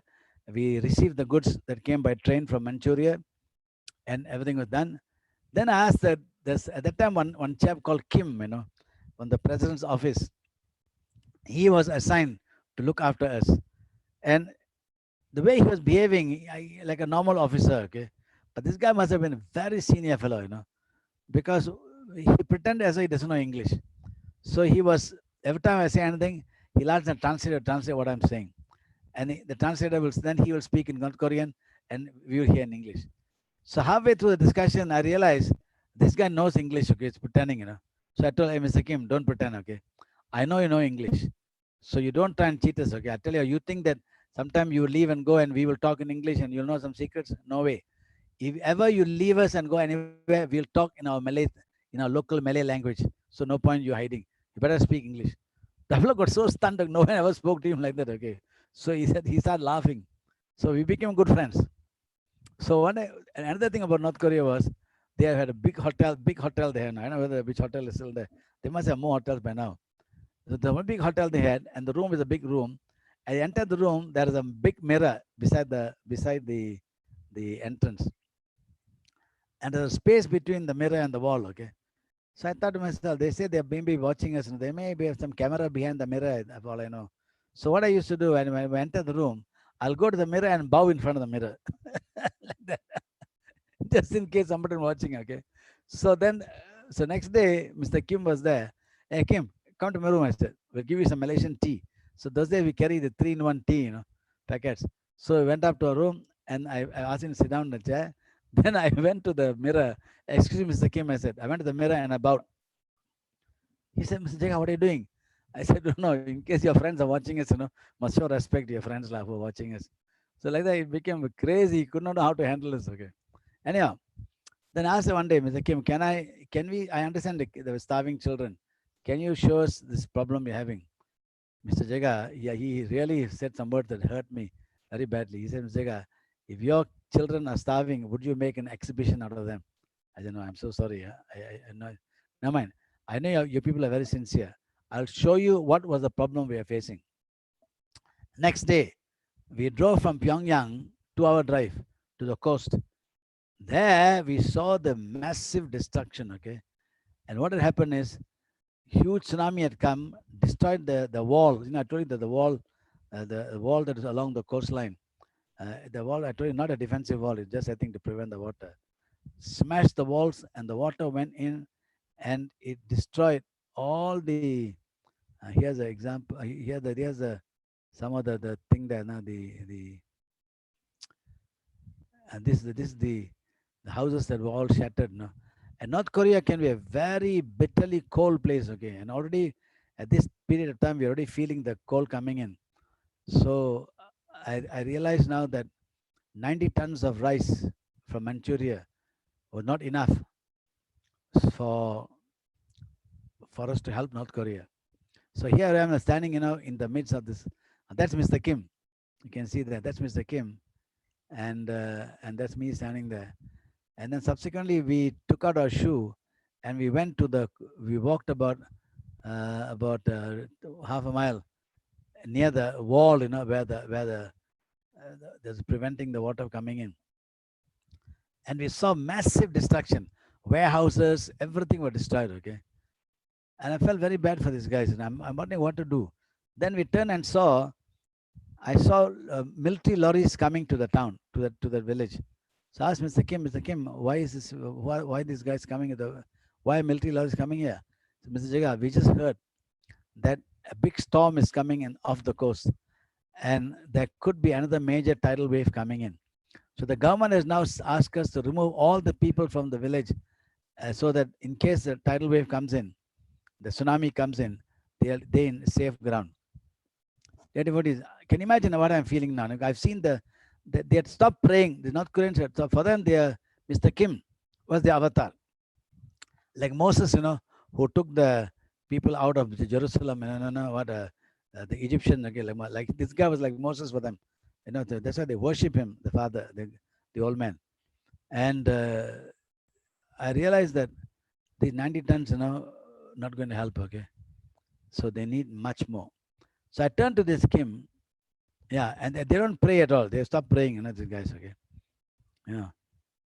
And so meantime, the whole morning, when you left the hotel, it was very dark because it was raining and it was very dark. The sun never came out the whole morning. And when we went there, the drizzle had stopped. Now we are standing now watching that wall there. And as we stood there, the wind is blowing. And I felt so helpless. So everybody, I did something very strange, okay? I do a lot of things very strange. Okay? This is one of the things I did. I turned to Mr. Kim. Mr. Kim, if you don't mind, normally I don't do this, but if you don't mind, I'm going to pray to God and ask God to stop the tsunami to coming and destroying your wall. Can I do that? He was stunned. What did you say? He said, I said, can I pray to stop the tsunami? Yeah, sure, carry on. Then he turned and translated into Korean to the villagers, okay? All the villagers standing around him, all bowed, come Samsida, thank you very much, thank you very much. So then I turned and saw my other Sai brothers. They all were taking up the movie cameras, everything. I said, guys, stop taking pictures now. It's not a show. Join me. So 5 of us, okay, like Pancha Pandavas, 5 of us stood there facing this wall and this wind flowing in, and inside the ocean, some storm is going to come up. We don't know what's happening. And then I shouted into the wind, okay. Like a madman, I was a bit, highly emotional at the time. At that time, my first wife had passed away, just about a few months ago, in November. This happening somewhere around March, June, April, something like June, April. So I turned and I shouted, Swami, I'm shouting into the wind, okay, with all these guys standing beside me. Swami, I said, listen, my wife passed away. That's okay now. I'm telling him virtually, okay, I'm forgiving you for that, okay. That's okay now. But Swami, this particular tsunami, Swami, storm, please stop it, Swami. These people have enough suffering. They don't believe in God, Swami. Let us reignite their faith in divinity. That divine will protect them. Swami, please help us, Swami. Please help them, Swami. Then I said, guys, let's pray. We stood there and we prayed every prayer in the book we knew, Gayatri mantra, this mantra, Shiva mantra, Jesus, Christian prayer, Buddhist prayer. Just in case whoever is standing by, we never know which channel is open that day. So we went through all the prayers. So when it finished, don't forget, again, watch the scene. Dark clouds, the winds are blowing into us. We were praying, the people all standing around us. We are praying like this. Then we finished. And I turned and started walking toward the car. The cars were parked about a few hundred yards away, okay? We had to get back to Pyongyang because we had a meeting that evening. We turned and started walking toward the car, dear devotees. And as I'm walking, maybe I took 8 steps, I think, And suddenly, I see my shadow on the floor, on the ground. Shadow I never saw. And suddenly I was stunned. How come my shadow is doing there? I turned. The clouds above had opened up and a beam of sunlight was coming straight down into this group that was standing there, okay? All of us. It was stunning. It was really stunning. My hair stood, okay? Mr. Kim looked up. Everybody's looking up, Then I looked, Mr. Kim, can you see what happened? He said, yes, Mr. Jaga, I can see. Then I said, Swami, don't tell me you're delivering. Soon tell me you're delivering again. Anyway, we walked to the car. We took the car and we went back to the hotel, and we shook hands with these guys. I went back to the hotel, and next day we are leaving. We are leaving for KL, okay? Huh? Yeah, no. So sorry, I forgot one more thing. So luckily my wife reminded me. So as I'm standing in the mud after the prayer, I asked Mr. Kim, I know 90 tons we give you, not enough. So, but I can't send, we can't come to Manchuria to get massive relief. Ask them, how many tons of relief would you require for us, for you to send, for North Korea to send us a ship to bring to Malaysia, to bring to North Korea? How many tons of relief would trigger off a ship that you sent to us? This guy must have been very senior, because he just stood there, looked at me and said, okay, Mr. Jaga, he put his hand out. 3,000 tons you send. We send a ship. I myself, like a mad fellow, without consulting anybody, I put, done. My only thing was Baba would back me up, okay? Done, I said. We shook hands. Send your ship in 3 months' time. We'll deliver 3,000 tons. I never consulted Sai people, nothing, I just said that. I say, anyway, then we drove back, we came back to Malaysia, okay? Then I told the Sai Council people, guys, this is what we have done. We've committed 3,000 tons. How you commit? I said, no, don't ask me, ask Baba, no. I mean, I'm not going to do the job. Baba must do the job. Okay, we just do our work. Baba must deliver. What is that? So we started a massive campaign. The program we call Sairam Project. Sairam for North Korea. Here we are. Social Action Initiative, Relief and Mercy. Sairam for North Korea. Nowadays we have many Sairam projects. Sairam for Indonesia. Sairam for Vietnam. So the Sairam for North Korea. Sairam became the Social Action in Relief and Mercy for North Korea. We launched, okay. And the famine was threatening all these 2.6 million people in North Korea, okay. And amidst the mud-filled paddy field, I promised 3,000 tons of relief items if North Korea sent a ship. Now the question is, was I able to, was not me, was the Sai group able to deliver 3,000 tons? 3,000 tons. And don't forget, devotees, if you get 3,000 tons of relief, you can't park it behind in my house, my Sai center. 3,000 I need. So I called my friends, who I knew in the port, and asked them, can you loan me a free warehouse? So my friend said, Jaga, what a crazy thing you're doing, Okay, you for craziness I give you. So he gave me one big warehouse. Then I need a transport. If a guy called me, say from 100, 200 miles away, or different part of Malaysia, Jaga, I got 10 tons of rice for you. Can you collect? Well, how am I going to collect? No? So I need transportation. So I called one Japanese company, and I said, can you help me with this? They said, Jaga-san, normally Japan don't help North Korea, But now, since you're doing very good work, the Sai Baba are doing good work, so we support you. So they agreed to give. So I lorry was provided, the warehouse provided. The devotees, I had people coming from corporate sector, from schools, colleges, kindergarten, temples, churches, everybody. The news went viral, okay? Everybody was stunned that this massive thing we're doing now to help North Korean famine children in a very dramatic manner. So devotees, so the ship arrived. We did not deliver 3,000 tons. We delivered 7,000 tons. And this stunned all of us. It stunned the entire media, everybody. They could not believe, the 3,000 tons we promised, but we delivered 7,000 tons. The massive response from the public domain to us, Now, one interesting thing that happened here about one day I got a call from one chap, one Muslim gentleman, Malay gentleman. Jaga, this Captain Ahmad from the Navy. I said, yes, Captain, what can I do for you? You are looking after this Sairam ship. Now everyone talking about Sairam ship, okay? I said, yes, North Korea coming, sending to me. You see, the Prime Minister has promised North Korea 90 tons of milk. You think, but now we haven't got the budget to send this to North Korea. Can you take it in your Sairam ship? I said, sure, I'll take it in Sairam ship. You send to me. So, dear devotees, would you believe Jagadishan with Baba behind me promised 3,000 tons. My Prime Minister promised 90 tons of milk. This is the power of Sai. The power that the faith we have in Sai, that he will deliver something. If it's normal people, normal thing, I mean, he would not have bothered. But Swami knew that something that unless he came in, we can never deliver. So we delivered. And the North Korean government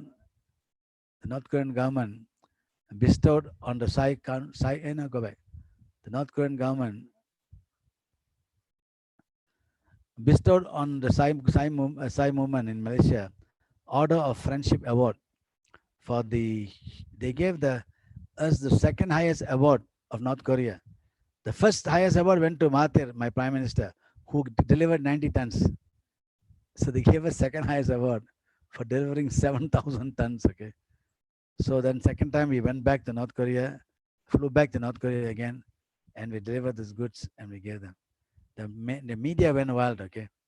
The media went, Psy movement helped North Koreans. Look at the headlines here. Major relief effort for North Korea. All these companies, Duomax, Ranbaxy, all of them contributed different things. Then this is a school, the school. I got a school. This is the private school. They call me. Our children want to donate, so they children want to donate tins of milk and rice and everything by the children of the school. Okay. And then when the goods came on the day, this is the newspaper carried the article, and look at the title. Look at the story. About 7,000 tons of food items, winter clothing, and medicine will be heading for North Korea this Saturday to provide for the relief of 2 million famine victims.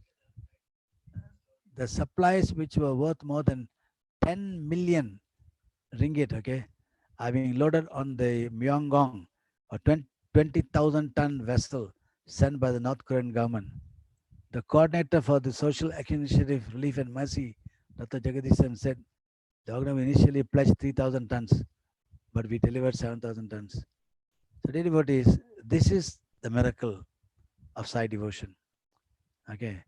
So, what more can I tell you all? Okay. I give you two examples. One, where I desperately needed some help to overcome a big foreign exchange problem in Zimbabwe. And the second, this massive attempt. How dare I promise 3,000 tons of relief, standing in the mud field of North Korea. Nothing but Swami's faith, okay, that he will deliver, and he delivered. So, I think I've covered this. I've covered quite a lot of ground today. Okay, there are a lot of other incredible stories. Okay, there's so many incredible stories that you can write a book and fellows won't believe. Okay, but these are some of the examples. So now I think we've come to Q&A time. Anyone to ask any questions? I'm happy to try to answer. Any difficult questions, Sridhar will answer. Okay, ladies and gentlemen, Sai Ram, sister, brothers, sinkers, auntie, uncles, aunties, whoever there. Sairam, Uncle, so I'll just ask some of the questions that we've been getting sent. So one of the first questions that we've had is, Swami always says that to be, Prema Rupa's embodiments of love, how can we transform our... Sorry, brother, can you read that a bit slower? Sorry, so Swami always says that we need to be, embodiments of love. And so the first question that we got is, how can we transform our Sai centers as temples of love, to be places of love? Good question. That's the only question, is it? Is that the only question? Oh, no, there's more. There's more questions. Oh, I see. Okay. How can you, firstly, everything will depend upon leadership, nothing else. Okay, if the leader is dedicated, okay, when I was started the Sai Center in Malaysia, the one which I'm the president, after every bhajan, when new center is set up, I will announce the people, devotees, I'm going to go to the hospital visit, anyone want to join me? At that time, anyone want to join me, everybody will look down at their books and their purses and don't look up at me. I said, listen, whether you want to join me or not, I don't care, I'm going for my own salvation, okay? So if you all don't want to come along, it's okay with me. So I'll go. And miracles happen, and miracle stories happen in hospitals you can't believe, okay? And when I come back next day and tell them what happened, oh, they say, Jega, next time take us. Yeah, I announce it. You don't want to come, what can I do? I kept on going and announcing all these things every day. Finally, I broke the back of resistance, okay? And finally, they one by one, they started. Now, I don't go to the hospital. Now, the independent teams carry on to hospital visits, old folks homes, leprosarium visits, all kind of things. Okay, so there must be a leadership by example. Okay, so if the leadership is there, when I say leadership by example, I don't mean the chairman alone. The chairman, the secretary, the bhajan coordinator, the seva coordinator, everyone who's got some position of leadership, and also those without any positions, they want to do something. Individuals with or without permission, without position, if they go forward and start doing things, others will follow. If nobody does anything, if everybody sits down and waits for the other person to do, then nothing will happen. So that's the challenge you must face. Okay, only by example. Look at what Swami is doing. Swami goes, Swami has got doing the poor feeding. Swami got the stadium outside there where so many people are sitting down, and he goes and takes the food from the personally and puts on the for the leaf of the poor. Hundreds of fellows waiting to do the work for him, but he will do it himself. Why? Leadership by example. If Baba can do that, I also should do it. So that's the kind of thing we should have. Okay, so the best way is leadership by example. No other way. Okay, you can urge them to do. They'll do one day and the next day they won't do. But if you instill inside them the fire of faith, I'm doing this to fulfill Swami's mission, then people move forward. Okay. Thank you. Yes, That's the answer. Thank you. Our next question is from our young adult, one of our young adult coordinators, Divya, who you might be able to see. How do young adults who haven't had the opportunity to see Swami's physical form build a strong connection? That's it. Go and do. See, like example now, Zimbabwe, North Korea. I didn't have Swami beside me when I did all that. Okay, Swami was in Puttaparthi. Of course, when I go to Puttaparthi, he'll call me and to speak to me. But when I come back to Malaysia, I must be self-motivated to drive the agenda. Swami is not telling me, Swami now told me go and do the North Korea. He not to go and do, promise this ridiculous 3,000 tons for North Korea. He didn't tell me to do that. He didn't come and tell me how to solve the Zimbabwean problem. Since he gave me the vision of what can be done. But if we dare to do, then no choice. God must come to your rescue. You must dare to do. Dare. I always tell people, devotees, not dare to do. I tell them in Malaysia, dare to be divine. Dare to be divine. That is our challenge. Do we dare to be divine? That means to take a challenge, that without God's help, we cannot fulfill it. So dare to be divine is a message that every Candian must take into their hearts. Okay, I want to be such a divine stature. Okay, that I will, with Baba beside me, nothing I cannot do. Not with Baba beside me what I should do, but Baba beside me nothing I cannot achieve. So my message to all Malaysian people here is that don't do mediocre things. Okay, you go do some poor feeding. Everybody, every society is doing poor feeding. The Christian groups, everybody does this. So we do things that people will, when they hear about it, they are stunned. Okay, my God, this guy did this. Why you do this? Baba la, Baba helps us. So my message to the leadership is, don't do things that is convenient. In Malaysia, we talk about service of convenience and service of need. Service of convenience, everybody does. Old folks home beside my house, I can just go give food and come back. Just take a 1 hour drive from my house. Convenience. Service of need. That means people are, something is so difficult, so far away, so dirty to do.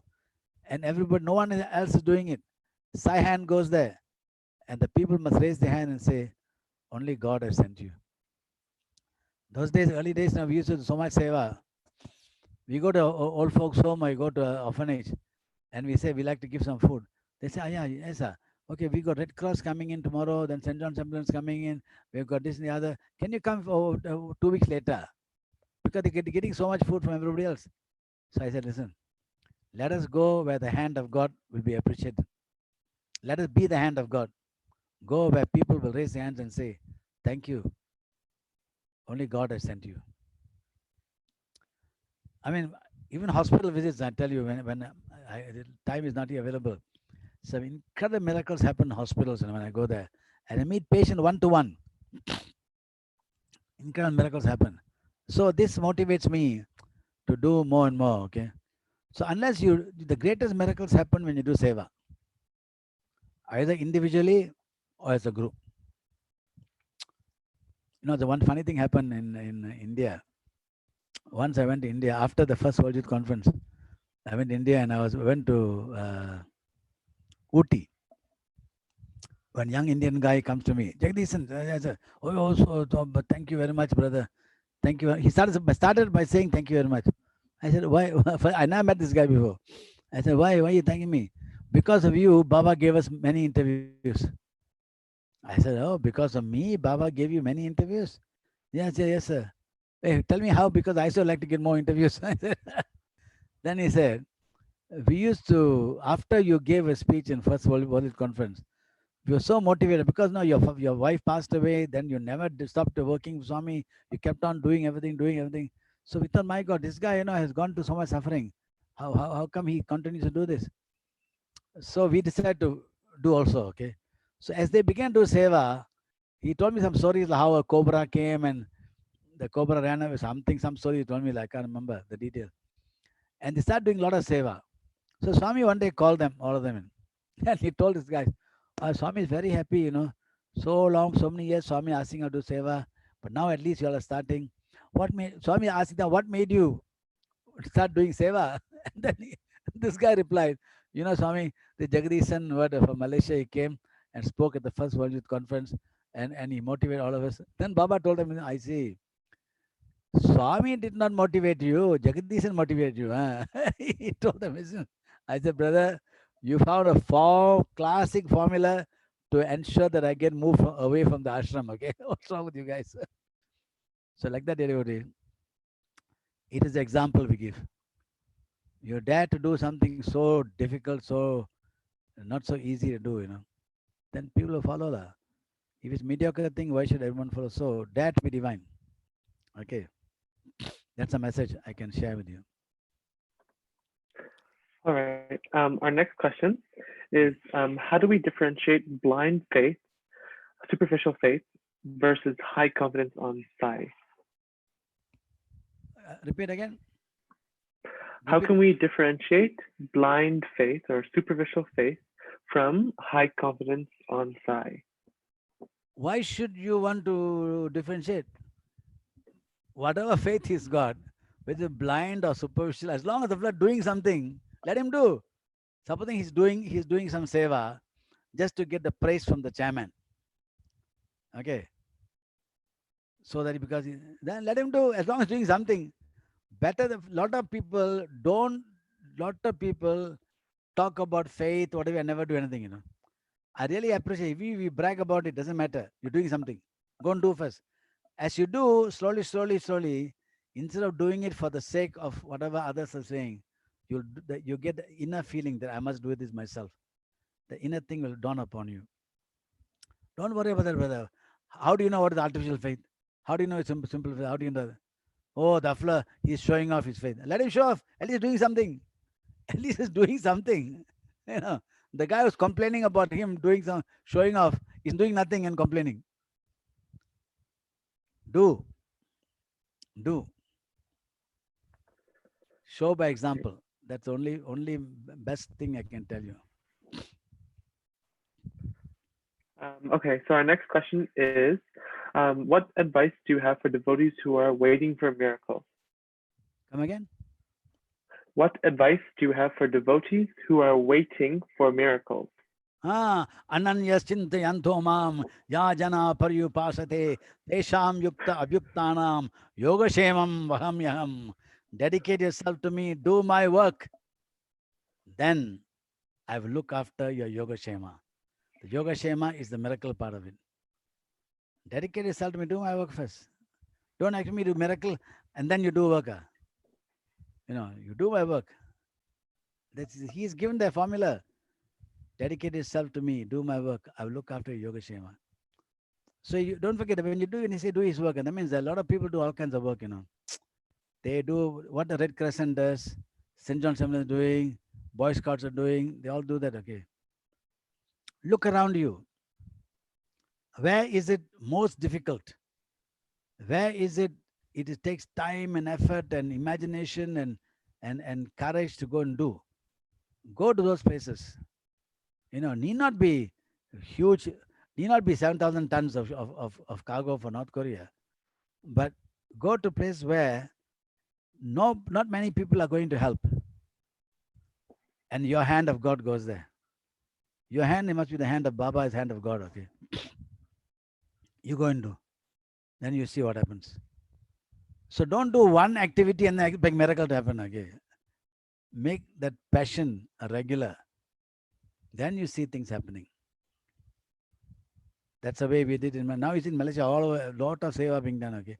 And I hardly get involved in any of the seva nowadays. I'm only standing down there and giving blessing like that, okay? Of course, they come and consult me, Jaga, should I do this? Do.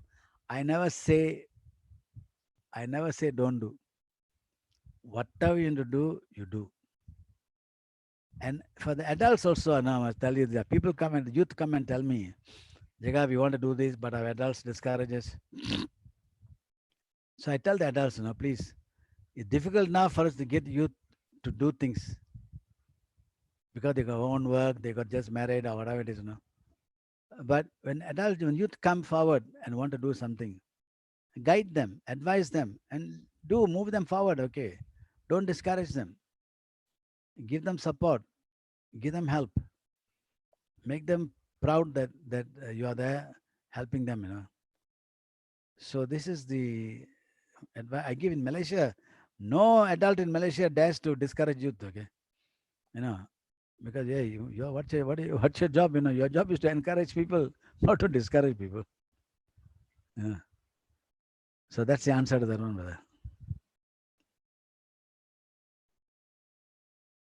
Okay, so our next question is, what form of sadhana would you practice first? So I think this is asking is, what is the easiest form of sadhana to begin practicing? So come again? What is the easiest form of sadhana to begin practicing? Good. Number one, regular bhajans. Nama Smaran, it is said in the ancient scriptures tell us, in the Treta Yuga, the practice was yagna and this and the other, okay, all this, the big yagnas were done. Then Dwapara Yuga, it was chanting of God's name, okay, prayers. In this Kali Yuga, it is Baba said, it is Namasmaran. And with Namasmaran, service. So the Bhakti Yoga and Karma Yoga must come together. The more bhajans you do, okay, trouble is now some people make the bhajan the end all of it. Okay, bhajan for me, a bhajan is building the foundation of this temple of Sai. Now many centers now, not Canada, I'm sure, many centers now, their foundation is getting bigger and bigger and bigger, but no walls are being built, okay? Foundation is going very good. Everybody, bhajan means everybody will be coming there. Want to go seva means 3 floors will be there. So the thing is, how do you motivate the people to go forward and volunteer for seva activities? So that means you must look at things that are challenging, exciting. That's the best way, brother. No other way. Because people have got their own thing now that the times are such that they're so busy doing all kind of things. Of course you'll be busy. The flow is not busy at all, won't do any work, The guy who's very busy will find the time to go and do. The guy who's very busy will somehow find the time to go and do. And that is the busiest guys. So if you need a core team of people, you need not have 10. I always, okay, here's a example I give in motivation, leadership motivation. I tell them, there is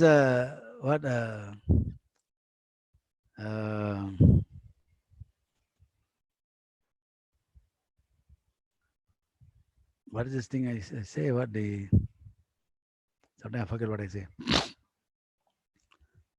Uh, the principle of contact,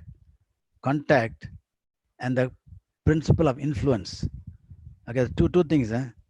Okay, the power of contact, the power of influence. So, for example, it's impossible for me now in Malaysia, wherever I am, to influence hundreds of devotees. Okay, so what I do, I started by influencing the few people around me who are very close to me, and they became my point of contact. And then these 5-6 people who are around me, they will influence 5-6 others. So 6 times 5, then they will influence 5 others. So we motivate them, each of them, to expand their own circle of contact. So circle of contact will expand to circle of influence.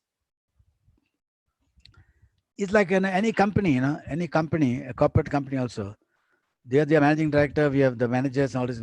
Not the whole staff, there could be 2,000 staff, but they're not involved in every staff. Okay, the manager looks after 5 people, other guy looks after 10 people, another guy looks after 10 people, like this. Same principle in terms of our seva. Our circle of contact must be powerful guys, and then they must be the circle of influence to move the lives of others. That is the way we can move things. So this is the method I found in Malaysia. Not only everywhere I go. If I look at what's happening in India, Nimesh Pandya, and all these people, very good. They also go around and motivate a core team, and then the core team expands. You cannot reach out to 100 people. You haven't got that kind of force. But if you have 10 people with you, the 10 can multiply into hundreds. So focus on those point of contacts, circle of contact, and then you reach out the circle of influence. And I hope that answers the question. Yes, I do think it does. It was a really good answer. Thank you so much, Uncle. And I don't know, Uncle Sridhar, do we have more time for questions or?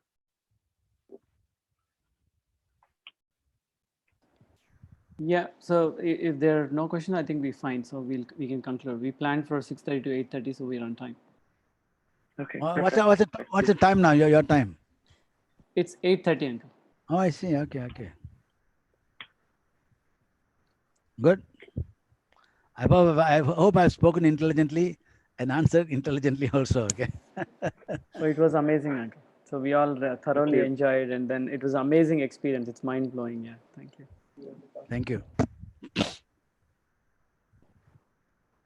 You all haven't had anything, you should have seen the experience I had with the witch doctors. Another huge drama there. Even I was in Africa, Zimbabwe. I managed to contact the witch doctors. Okay. Which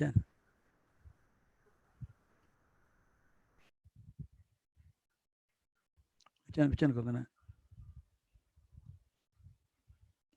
Hold on. My wife has captured one question here. Oh. Vasuda, I say. Can Uncle please share the coconut tree story that Swami narrated to him? But no one mentioned that story, so.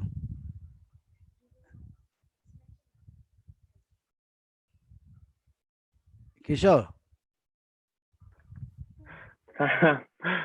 Sorry.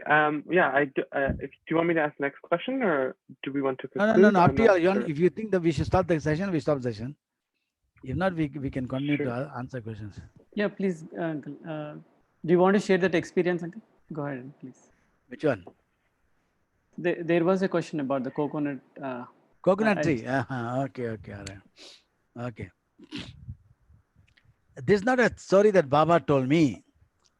To tell you the truth, it's a story Baba told someone else, and this was conveyed to me.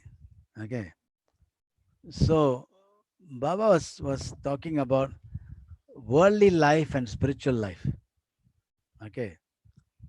So he said, he was in the car. He was telling the story in a car, worldly and spiritual life. And he said, you see, Worldly life is like someone, spiritual life is like someone climbing a coconut tree. Okay. And as he climbs a coconut tree, the sun is behind him, and the sun is casting the shadow of the coconut tree on the ground. So imagine Swami is telling someone in the car, okay? And as he climbs this coconut tree, he sees his shadow also climbing the coconut tree. And when he reaches the top of the coconut tree, he plucks the real coconut, and the real coconut falls down. Meantime, another person sees the same thing. He says, hey, this fellow, he climbed the coconut tree, he climbed the shadow coconut tree, and then he plucked the shadow coconut, and the shadow coconut fell down. So why should I take the effort to climb the real coconut tree? I just may as well walk along the shadow of coconut tree and pluck the coconut. So Baba says, this is worldly life and spiritual life, okay? In spiritual life, you must make the effort to climb the tree. And then you pluck the coconut, and the real coconut comes to you. But many people prefer to follow the shadow coconut, shadow tree. And they will grasp and grasp and grasp, but the real thing, what they need, doesn't come to their hands because they're grasping at shadows. So why Baba is asking us to do all the seva? So that he wants us to climb the real coconut tree. And you have seen examples of what we have done. And what others have done also, I'm sure, around the world, where they climb the real coconut tree and they get benefit, from that. So those people who are the youngsters and others, climb the real coconut tree, okay? Take effort. To climb a real coconut tree, you need a lot of effort, okay? So you climb the coconut, you climb it, and then you will get the result of that. So that's a story of so climb the real coconut tree. This is the message. This is the message that I can convey to you from this coconut tree story. Okay. I appreciate that question about the coconut tree. It's a very nice story, because I myself have learned from the coconut tree story. Unless I take effort to climb and pluck the real coconut, I cannot. If I just go along the shadow coconut tree, I can't. I'm grasping, but never find the real thing I need in life. Okay. Anything else? If not, Brother Chairman, sir, thank you very much for giving me the chance to address all your people. By the way, I just out of curiosity, how many people listening to that? We originally started with 5 people. I hope more than 5 have come in.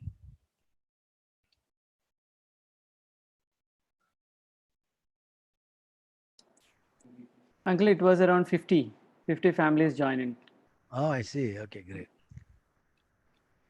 Well, I hope they found it useful. Okay. Yes, uncle. So it was up and down because it's been people joined and then left, but like the peak was 50. Yeah. Normally like that.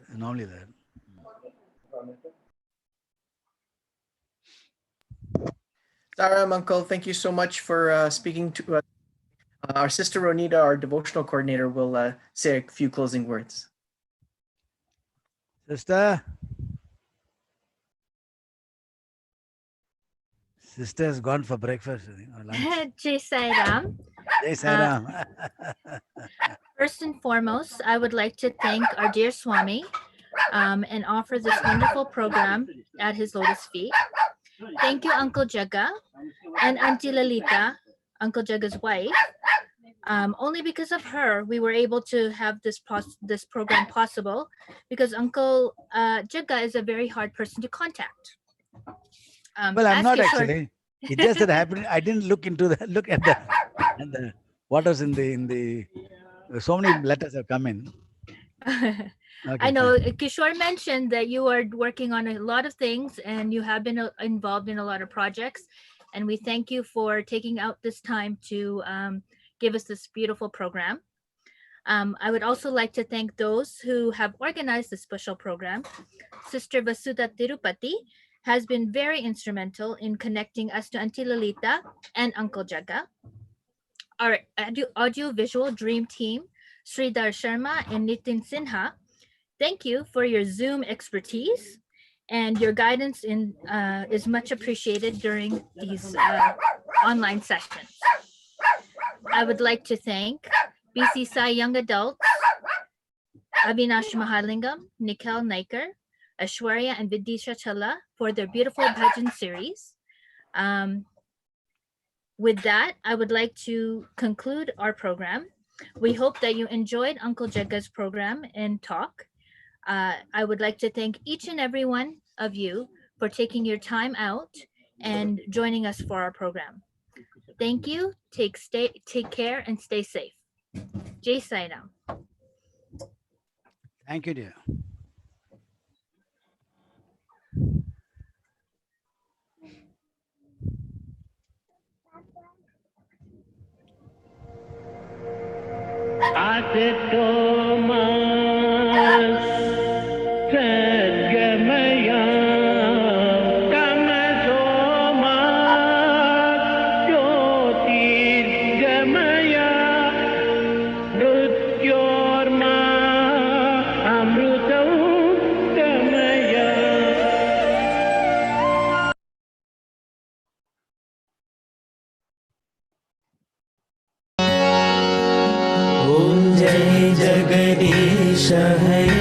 स्वामी सत्य साई हरे भक्त जना संरक्षक भक्त जना संरक्षक पति महेश्वरा ओम जय जगदीश हरे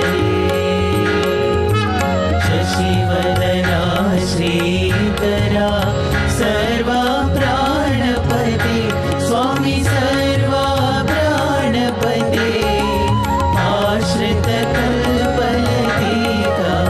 आश्रित कल्पलतिका आपटान्धवा ॐ जय जगदीश हरे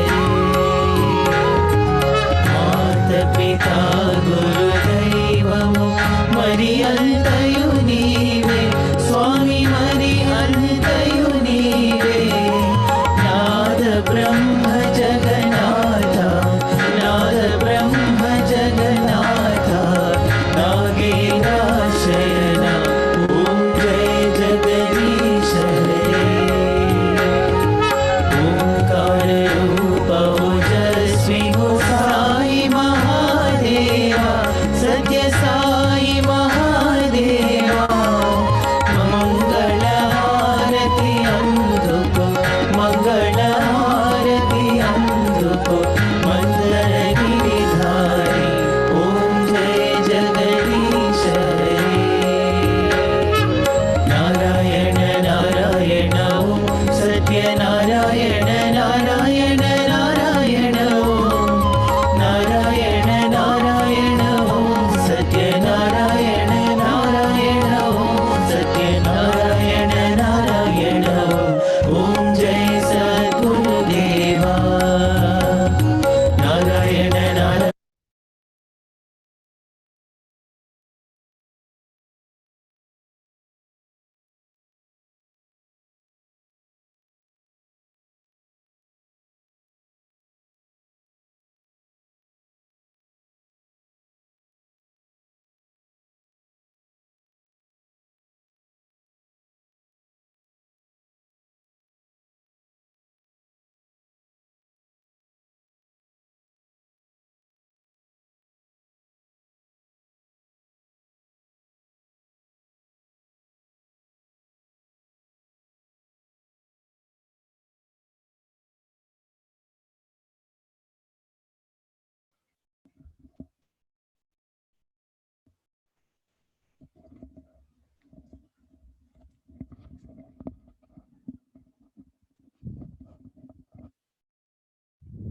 Yeah.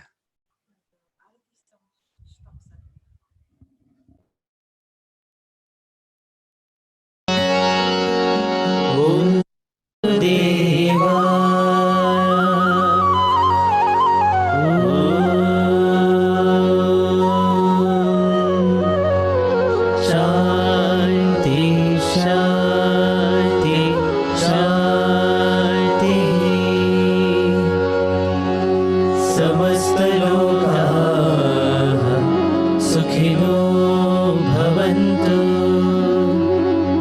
समस्त